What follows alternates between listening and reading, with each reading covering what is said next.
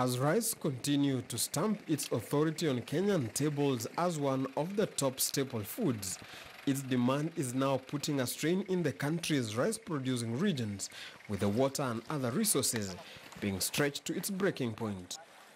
But now the government has stepped in a bid to increase its production by the construction of the 13 billion shilling Thiba Dam, which is set to improve water reliability at the Mwea irrigation scheme.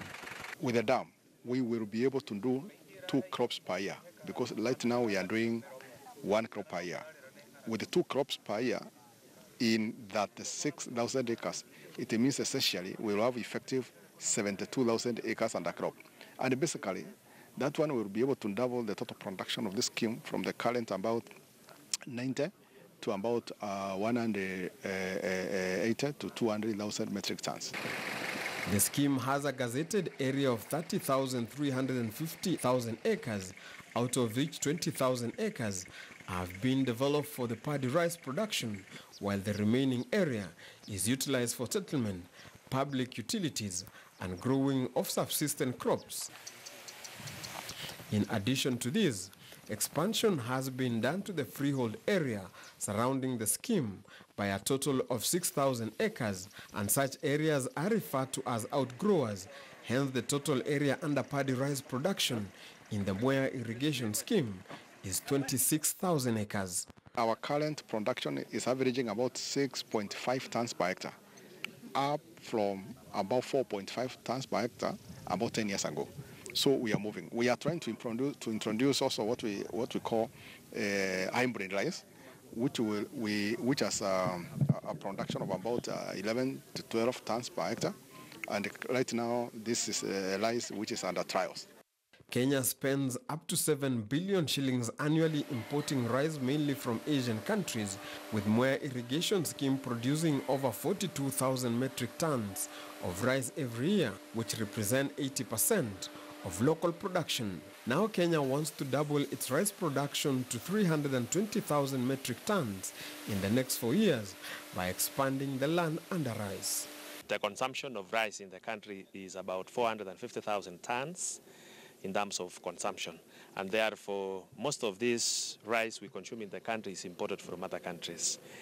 Of course, as a government, we want to ensure that we bridge this gap so that eventually we don't spend money in importing foodstuffs in the country.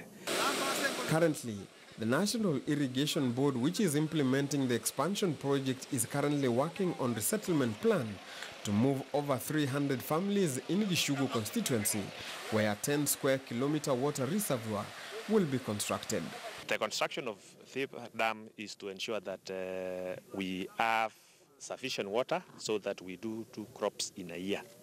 In addition, there is also a new technology which we've developed here to ensure that after harvesting, we also grow what is referred to as ratoon, so that instead of removing the crop completely, we allow it to go to maturity so that we harvest a second time.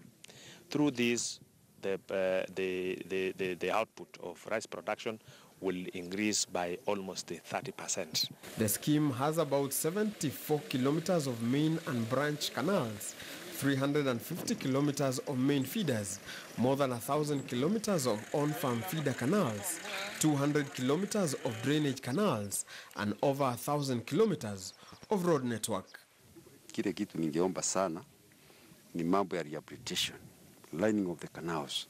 Serikali kupitia kwa general manager, kupitia kwa ministry, watafute namna vile rehabilitation itakafanywa kwa canals, sababu leo iko 30%, ikiongezeka ifike 50%, mwaka ingine iongezewe ifike 70%. As we go, itakuwa scheme yote imekuwa lined. These farmers are expecting a bumper harvest this season, but they are worried about the inadequate market for their crop. Kile ambao ninababaika ni mambo ya soko.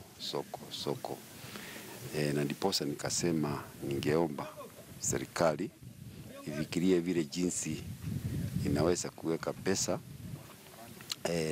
kwa mashirika ya wakulima kama NCCB, ama MRM, Rice Mills, ili wakulima waweze kununua mchele yao, sababu wakiweka bei ya juu hata mabrokers wakikuja wataenda mbele, hawatarudi nyuma. Some of the challenges facing the scheme include inadequate irrigation water. This is due to fluctuation in river flows. This is set to be addressed by the construction of the Thiba Dam. Other challenges include pests and diseases, that is mainly due to use of poor quality seeds and inadequate extension services, which the government has promised to address. Philip Keitany for the Next Frontier.